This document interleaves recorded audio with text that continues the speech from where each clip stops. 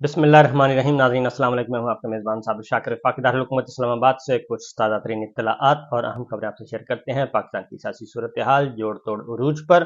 और ये जोड़ तोड़ उरूज पर उन लोगों के लिए है जिनकी अवाम में पजीराई नहीं है और वोट बैंक उनका नहीं है। उनके लिए सारी मेहनतें की जा रही हैं जिनको अवाम पसंद नहीं करते बल्कि अवाम रिजेक्ट कर चुके हैं और उन्होंने आइंदा इंतखाबात में भी उन्हें रिजेक्ट ही करना है। लेकिन चूंकि एक अंदरूनी खौफ है, एक खौफ हरास है और बुग़्ज़ भी है और इंतकाम भी है और ज़ाती मफादात का सौदा है, इसलिए उस सियासी जमात को जिसका नाम पाकिस्तान तहरीक इंसाफ है, उसको इक़्तिदार में आने से रोकने के लिए हर मुमकिन कोशिश, हर मुमकिन जतन और हर हरबा इस्तेमाल किया जा रहा है। और ये सब जानते हैं, ये वो भी जानते हैं जो कि इस वक्त मुस्लिम लीग नवाज के हामी हैं और ये वो भी जानते हैं जो इमरान खान साहब के मुखालिफ हैं, बदतरीन मुखालिफिन भी ये सब जानते हैं, खा वो दानिश्वर हैं, खा वो हमारा मीडिया है, खा वो पॉलिटिशियंस हैं या फिर इस्टेब्लिशमेंट के अंदर बैठे हुए लोग हैं या फिर हमारी रियासती और हुकूमती मशीनरी है। वो सब ये जानते हैं, इस हकीकत से सब वाकिफ हैं कि एक्चुअल इस वक्त गेम क्या हो रही है। और ये बात तमाम गैर मुल्की सफारत खाने भी जानते हैं कि इस वक्त पाकिस्तान में मकबूल तरीन जमात कौन सी है और वो इमरान खान और पाकिस्तान तहरीक इंसाफ के बारे में अपनी राय भेज रहे हैं। अपने पल्स रिपोर्ट में वो मुसलसल यही भेज रहे हैं, इसीलिए वो अपने अपने मुल्कों को ये आगाह कर रहे हैं कि अभी किसी किस्म की कोई डील, कोई एमओयू, कोई साइन, कोई एग्रीमेंट, कोई विजिट ना किया जाए और अपनी पॉलिसी को होल्ड पे रखा जाए। ना ही सरमायाकारी, ना ही तिजारती सरगर्मियां और इस तरह की किसी किस्म की एंगेजमेंट हमारे साथ नहीं हो रही। और उसकी ताज़ा तरीन मिसाल जो है हम देख चुके हैं कि मुतअद्दिद सरबराहान के जो दौरे, शेड्यूल दौरे हैं वो मनसूख करने पड़े और यहाँ तक के मोहम्मद बिन सलमान जो कि इंडिया पहुंचे थे, उन्होंने एक कुछ लम्हों के लिए, चंद घंटों के लिए पाकिस्तान में आना था, लेकिन वो महज इसलिए नहीं आए कि ये ना समझा जाए कि वो इमरान खान साहब के मुखालफ धड़े में शामिल हैं और वो इस हुकूमत को तक़वियत दे रहे हैं। और इस दौरे का जो मुख्तसर दौरा उनका था, उसके कोई सियासी मकासद इस्तेमाल ना किए जाएं, सियासी मकासद हासिल ना किए जाएं, लिहाजा कोई विजिट नहीं हुआ। और यही कुछ इस वक्त हमारे सामने है।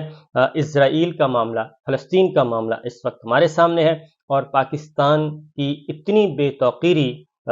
बेतौकीरी इंतहाई अफसोस के साथ कहना पड़ रहा है कि पहले कभी नहीं देखी गई कि ना ही कोई सरबराह ममलिकत हमें फ़ोन कर रहा है और ना ही हमारे सरबराह का कोई फ़ोन अटेंड कर रहा है। और पूरे कज़िये में, पूरे तनाज़े में जिसमें पूरी दुनिया उलझी हुई है और खा वो राइट पे हैं या लेफ्ट पे हैं, सब के सब एक दूसरे से गुफ्तगू कर रहे हैं, राब्ते कर रहे हैं, पॉलिसी तरतीब दे रहे हैं, स्ट्रेटजी बना रहे हैं, लेकिन पाकिस्तान इस बारे में पूरे के पूरे मामले में इर्रेलेवेंट है, गैर मुताल्लिक हो चुका है, कोई कोई पूछ ही नहीं रहा। ये है सिचुएशन। यहाँ तक कि हमारे वजीर खारजा जो हैं, वो भी निगरान वजीर खारजा, वो भी आराम से बैठे हैं। अगर कोई फ़ोन कॉल आ जाए तो वेल एंड गुड, अदरवाइज हमारी कोई पॉलिसी ना इस वक्त पेपर्स में मौजूद है। हाँ, ड्राइंग रूम में अगर कोई होगी तो वो होगी, लेकिन ना ही पार्लिमान डिस्कस कर रही है और ना ही वजीर खारजा ने सेनेट में आके कोई अपना स्टेटमेंट दिया है और ना ही अदरवाइज। ये है तो सिचुएशन। अभी हमने देखा कि जद्दा में एक अहम हुई ओआईसी सऊदी अरब में हुई और सऊदी अरब में हमारे निगरान वजीर आज़म काकड़ साहब का भी हशर नशर हमने देख लिया और किसी ने भी, यानी यहाँ तक के बहुत सारे सरबराहान को जो रिसीव किया, आला ओहदेदारान ने वसूल किया। हमारे वजीर आज़म को किसने रिसीव किया और किसने रुखसत किया, वो कहने की ज़रूरत नहीं है। आप उसके जाके फ़ोटो देख लें और वीडियोज़ देख लें, उसके बाद आपको अंदाज़ा हो जाएगा। फिर हमारे काकड़ साहब को, निगरान वजीर आज़म को साइड लाइन मीटिंग्स कितनी हुई और कितने सरबराहान से उनकी मुलाकातें हुई, वो भी मेरा ख्याल है कि जाके रिकॉर्ड पे देख लें तो बहुत अच्छी तरह अंदाज़ा हो जाएगा कि हमारे निगरान वजीर आज़म को कितने लोगों ने वहाँ पे अपने कीमती वक्त में से वक्त दिया जनाब निगरान वजीर आज़म को। तो ये तो है इस वक्त की सिचुएशन, क्योंकि यही सबसे बड़ा इल्ज़ाम जो है, प्रोपेगेंडा ये किया जाता था कि इमरान खान साहब ने तो पाकिस्तान तहरीक इंसाफ ने खारजा पॉलिसी का सत्यानाश कर दिया, दाखिला पॉलिसी का दोस्तों को नाराज़ कर दिया, اور دوست ممالک بھی ناراض ہو گئے، اسٹریٹجک پارٹنر بھی ناراض ہو گئے، عالمی پلیئرز بھی ناراض ہو گئے۔ عمران خان کو گئے ہوئے تقریباً اس وقت 19 مہینے ہو چکے ہیں، 19-20 مہینے ہونے والے ہیں، اور اس کے بعد تو حکومت رہی ہے جناب شہباز شریف صاحب کی، اور اب نگراں وزیر اعظم کاکڑ صاحب کی، اور یہ کہا جاتا تھا کہ خارجہ پالیسی بھی ہم چلا رہے ہیں، داخلہ پالیسی بھی ہم چلا رہے ہیں، اور یہ سرمایہ کاری بھی ہماری وجہ سے آ رہی ہے، یہ جو قرض جو اتر رہے ہیں یہ بھی ہماری وجہ سے ہو رہے ہیں۔ وہ سارے کے سارے اب تو کوئی بھی نہیں ہے، لیکن پچھلے 19 مہینوں سے کیا ہو رہا ہے یہ ذرا سوچئے۔ عمران خان صاحب نے IMF کے ساتھ بھی معاملات طے کیے تھے، اور تمام تر شرائط کے باوجود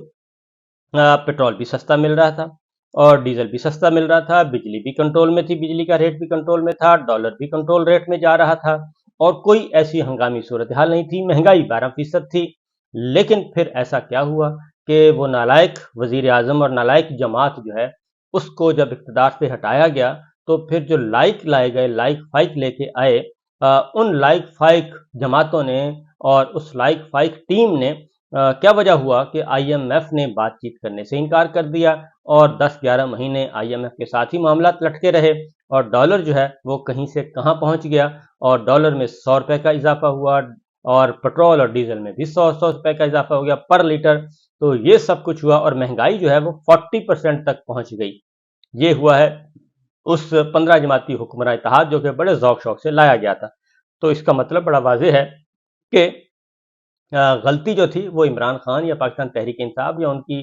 حکومت میں نہیں تھی، بلکہ غلطی تھی کہ صرف ایک ان کو ڈی سٹیبل کرنا تھا اور ان کو فارغ کرنا تھا۔ ایک سازشوں کا تانا بانا بنا گیا، اور سازشوں کے تانے بانے میں صرف ایک چیز تھی، اور وہ چیز یہ تھی کہ جناب باجوہ صاحب کو ایکسٹینشن درکار تھی، اور اگلے آرمی چیف کے لیے لڑائی ہو رہی تھی۔ صرف اتنی لڑائی تھی اور اتنا ہی معاملہ نکلا، اور اب وہ سب کچھ تو ہو گیا، لیکن پاکستان کے عوام جو کر رہے ہیں سلوک، اور پاکستان کے عوام جس طرف چلے گئے ہیں، ان کو کنٹرول کرنے کی کوئی صورت نظر نہیں آ رہی۔ میں نے پچھلے ویلاگ میں آپ کو میں نے ساری سچویشن آگاہ کر دی ہے کہ کس طریقے سے سلیکشن کی جا رہی ہے، الیکشن نہیں، سلیکشن کی جا رہی ہے، اور سیٹوں کی بندر بانٹ کی جا رہی ہے کہ کس کو کتنی سیٹیں دی جائیں گی اور کس کے حصے میں کتنی سیٹیں آئیں گی، اور اس طریقے سے کنٹرول کرنے کی کوشش کی جا رہی ہے۔ اور ایون یہاں تک کہ حلقے تک تقسیم کر لیے گئے ہیں کہ فلاں حلقے سے فلاں جیتے گا، فلاں حلقے سے فلاں جیتے گا۔ ایک نیگیٹو لسٹ بنا دی گئی ہے اور ایک پازیٹیو لسٹ بنا دی گئی ہے۔ نیگیٹو لسٹ کے میں شامل ہیں تمام کے تمام بہت سارے لوگ شامل ہیں کہ ان کو تو اقتدار میں، اسمبلی میں پہنچنا ہی نہیں چاہیے، خواہ وہ اپوزیشن کے ہیں یا حکومت کے ہیں، دونوں صورتوں میں دونوں طرف کے لوگوں کے، اپوزیشن اور حکومت، یعنی PTI اور PTI مخالفین، بہت سارے رہنماؤں کی لسٹیں بنی ہیں، اور اس میں یہ مینشن کیا گیا کہ ان کو اقتدار میں، ایوان میں آنے نہیں دینا، اور کچھ لسٹیں بنی ہیں کہ ان کو ایوان میں ضرور آنا ہے۔ تو ان حلقوں کو بھی فوکس کیا جا رہا ہے، دن رات ایک کیے ہوئے ہیں۔ یہ سب کچھ اہداف حاصل کرنے کے لیے، اور مسلم لیگ نواز جو ہے اس کو گرین سگنل دیا گیا ہے، گو ہیڈ دیا گیا ہے، لیکن میں اس پورے وثوق سے یہ کہہ رہا ہوں کہ جتنا مرضی green signal go had they دیا جائے، صورتحال جو ہے وہ قابو میں نہیں رہے گی، اور صورتحال قابو سے نکل جائے گی، اور یہ اس وقت نکلے گی جب الیکشن شیڈول آئے گا، اور الیکشن شیڈول کے بعد پولنگ ڈے والے دن اس کا ایکسٹریم پوزیشن دیکھی جائے گی، اور اس دن الیکشن ڈے والے دن، پولنگ ڈے والے دن، جو عوام نے، پاکستان کے عوام نے جو کرنا ہے وہ میرا خیال ہے کہ پوری دنیا دیکھے گی، اور اس دن کو مینج کرنے کے لیے اب ایک نئی اسٹریٹجی تیار کی جا رہی ہے، نئی حکمت عملی ترتیب دی جا رہی ہے، اور کس طریقے سے یہ سارے معاملات کرنے ہیں۔ اب ہو یہ رہا ہے کہ جس کے پاس کوئی 500 ووٹ ہے، کسی کے پاس 400 ووٹ ہے، کسی کے پاس 200 ووٹ ہے، کوئی گلی کا عہدیدار ہے، کوئی محلے کا عہدیدار ہے، اور جو تھوڑا بہت بھی متحرک تھا پاکستان تحریک انصاف کا، اب ان لوگوں کو مینج کیا جا رہا ہے، ان لوگوں سے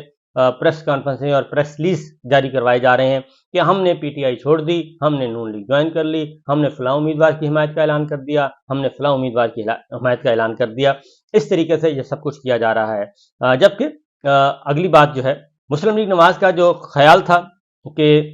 سولو فلائٹ لینے کا، تو سولو فلائٹ والا خواب تو کسی صورت میں بھی شرمندہ تعبیر نہیں ہوگا۔ مسلم لیگ نواز کے لیے یہ خبر ہے، ان کے ساتھ اتنے سابقے لاحقے لگائے جائیں گے کہ وہ بھی ہل نہیں سکیں گے،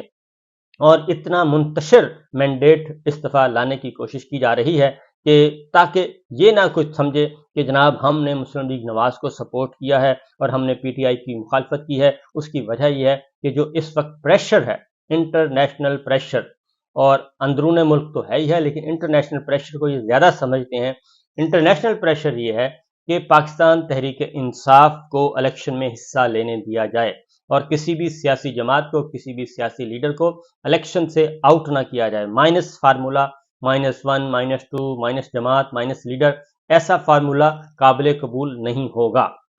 یہ میجورٹی جو ہے، عالمی پلیئرز کی میجورٹی یہ ڈیمانڈ کر رہی ہے، اور وہ یہ کہہ رہی ہے کہ صرف الیکشن کا انعقاد ضروری نہیں ہے، الیکشن کا صاف، شفاف، غیر جانبدار ہونا اس سے زیادہ ضروری ہے۔ یہ اصل جو ڈیمانڈ آ رہی ہے، یہ صرف ایک ملک سے نہیں آ رہی بلکہ یہ کئی ممالک سے آ رہی ہے، اور یہاں تک کہ IMF جو اس وقت ہماری ٹیم بیٹھی ہے وہ بھی اس بات کی تقاضا کر رہی ہے کہ الیکشن صاف اور شفاف، الیکشن ہونا ضروری نہیں ہے، الیکشن صاف شفاف ہونا ضروری ہے، اور پاکستان کے عوام جسے چاہتے ہیں اس کو اقتدار ملنا چاہیے اور اسے ہی برسر اقتدار آنا چاہیے۔ لیکن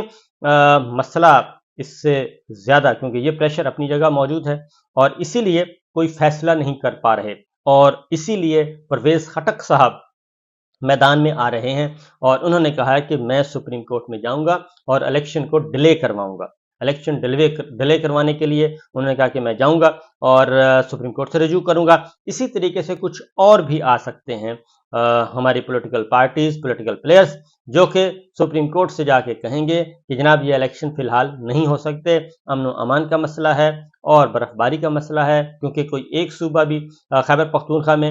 یہ معاملہ تو اپنی جگہ پہ موجود ہے کہ وہ برف باری کا زمانہ ہے اور ٹرانسپورٹ اس میں نہیں ہو سکتی، تو یہ ویلڈ پوائنٹ ان کا ہے۔ اب اس بنیاد پہ انہوں نے جانا ہے، اب دیکھنا ہے کہ سپریم کورٹ آف پاکستان جو ہے وہ کیا فیصلہ فرمائے گی۔ یہ معاملہ دوبارہ سپریم کورٹ جاتا ہوا